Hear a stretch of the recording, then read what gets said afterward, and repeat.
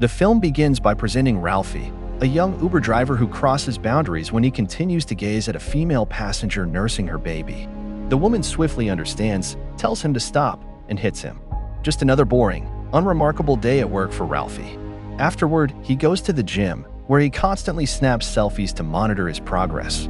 In the evening, he collects his expectant girlfriend, S, who continually overwhelms him with grievances about their dull routine. Even when they're out buying baby items, she doesn't hold back on her critique. Even with her ongoing negativity, Ralphie always discovers a method to brighten her spirits. After another workout, Ralphie meets up with his friend Jason, his reliable source for prescription medication. It seems that Ralphie has a background of substance misuse, although the details are not clear. Jason informs him about a few individuals who could assist him in getting back on course. Interested, Ralphie decides to meet them and finds himself at a dinner organized by a man named Dan, who appears to be the head of the group. During the dinner, Ralphie shares that he recently lost a steady job and has been having a hard time making ends meet. Even with his challenges, he remains hopeful, particularly about becoming a father. Dan and the other guys raise a glass to his strength.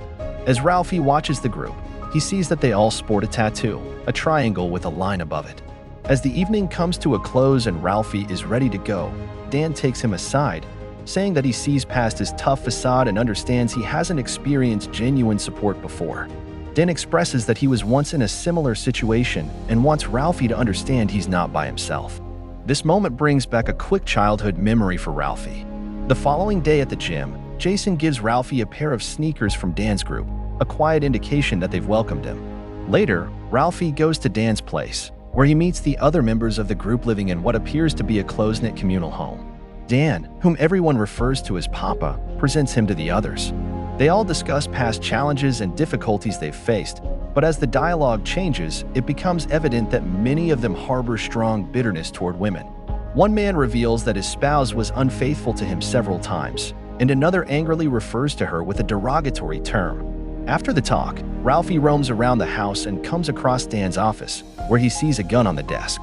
Rather than getting angry, Dan stays composed and keeps explaining the group's beliefs. He informs Ralphie that they exist as a family, connected not by blood but by decision. Seeing Ralphie as someone who hides his hurt, Dan invites him to join their group. Back on his Uber shift, Ralphie picks up a young guy who's talking on the phone with his mom. The child appears shy and anxious. After the call concludes, Ralphie suggests he should strengthen himself and create an emotional barrier against life's challenges. As the boy exits the car, he unintentionally leaves behind his phone. Rather than bringing it back, Ralphie brings it to a pawn shop and sells it. Later, when he shares it with us, she's angry, accusing him of taking it. She states clearly that she doesn't want a guy like that bringing up her child. At the group's upcoming meeting, Ralphie undergoes a type of initiation ceremony meant to help him face his hidden anger. Initially, he's reluctant, but as Dan probes him with personal inquiries, Ralphie ultimately breaks down. He expresses frustration about how he never feels valued, resulting in an uncontrollable outburst. The men restrain him as he strikes out. After the ceremony, one of them inquires when he's intending to part ways with his girlfriend, a typical assumption for newcomers. Hoping to show his worth to Dan, Ralphie avoids picking S up from work. At the gym, Ralphie is doing his regular workout when a few guys request to switch the heavy metal music to something gentler. This infuriates him, and he almost gets into a confrontation with Ahmed, a regular who's been irritated by Ralphie's actions for some time. Later, Ralphie tracks Ahmed's vehicle and finds out where he is employed. Disregarding several calls from S, Ralphie passes by a gay nightclub and scowls at the couples outside. He still picks up two guys from the club as Uber riders. When they begin getting close in the back seat, Ralphie suddenly pulls over, kicks them out, and drives away quickly, disregarding their complaints. Back home, S questions Ralphie about his distance and cautions him that if he continues to behave this way, she'll begin to treat him similarly. On a different day, Ralphie is at the mall with Dan's crew when one of the guys, Brad, unexpectedly encounters his separated wife. She's obviously distressed, asking for a reason for why he departed without a word. As Brad attempts to soothe her, the other members of the group observe, appearing indifferent to the emotional clash. Dan walks off, annoyed, questioning why they always have to make themselves appear less significant than they truly are.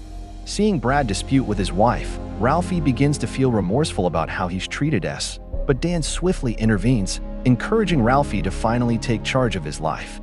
Heeding that advice, Ralphie confronts a man much larger than him in a restroom and fights him. As if that wasn't intense enough, he then assaults a mall Santa Claus with a pipe, the same guy who had been bothering him for days with his excessive holiday cheer. When he arrives home, S notices something is wrong and attempts to console him, but he rejects her. Rather than spending time with her, he begins to get ready to go out, which only frustrates her more. Ralphie pushes her against the wall, saying he has a power within him strong enough to build and obliterate, reflecting Dan's words.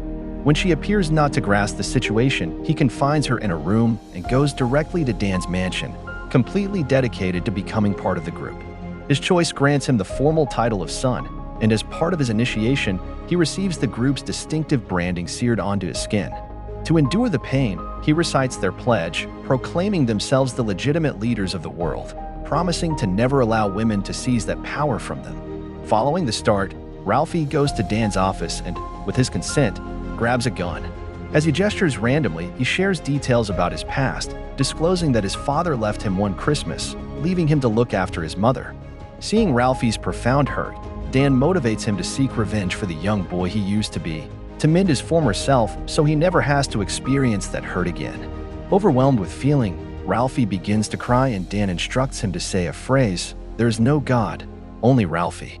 Initially, Ralphie appears reassured by the words, but then, unexpectedly, he hits Dan, collects his belongings, and rushes out of the mansion, colliding with multiple parked cars as he drives off.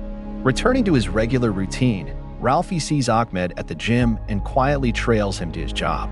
Entering the factory quietly, Ralphie heads to a hidden room where Ahmed unexpectedly catches him off guard from behind and begins kissing him.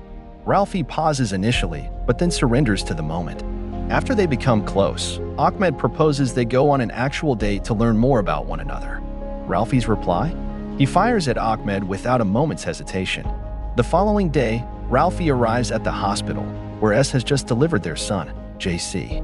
He puts on a facade, pretending to be prepared to take charge and be a family man, trying to amend his previous errors. But one day, after completing some tasks, he returns home to discover S and their baby missing. Just a note left behind that plainly states, "Forgive me." Frantic, he dashes outside, bumping into a neighbor who's carrying his baby. She clarifies that S entrusted the child to her care. Now a solo dad, Ralphie falls into hopelessness and, with no other options, returns to Dan's group. The guys greet him warmly, excited to see him once more, particularly as they celebrate Christmas. Ralphie even allows Dan to hold his son, claiming that S is no longer involved. At the same time, Brad notes that police have been loitering in the area, inquiring about things, which makes Ralphie feel uneasy. Dan verifies that the police even showed up at the gym searching for him. Freaking out, Ralphie attempts to escape, but the door is secured. He draws his weapon and aims it at Dan, yet Dan stays unsettlingly composed, promising him that they'll assist him. The other men begin chanting their typical pledge as Ralphie aims the gun at himself, but in a quick choice, he turns and fires at Dan's head. At that moment, a police officer crashes through the door. Without a second thought, Ralphie shoots him as well, then hops into a car and races away, making his way to the woods. While he drives, memories of his childhood linger, tired and covered in dirt. He walks into a nursing home and heads directly to the kitchen, urgently looking for something to eat. A tall man named Satchel, one of the chefs, comes up to him and kindly offers assistance if Ralphie is open to it. But instead of responding, Ralphie lifts the gun to his own head and pulls the trigger. The firearm clicks vacant. Out of energy, he falls to the ground. The following scene shows Ralphie as a resident in the nursing home, with Satchel designated as his caretaker. One day, Satchel shares a tale from his youth about how his dad once brought him fishing, but he ended up falling into the ocean. At that time, he was certain he was going to perish, seeing his father's boat float further away. But it was merely a trick. His father had never abandoned him and eventually brought him to safety.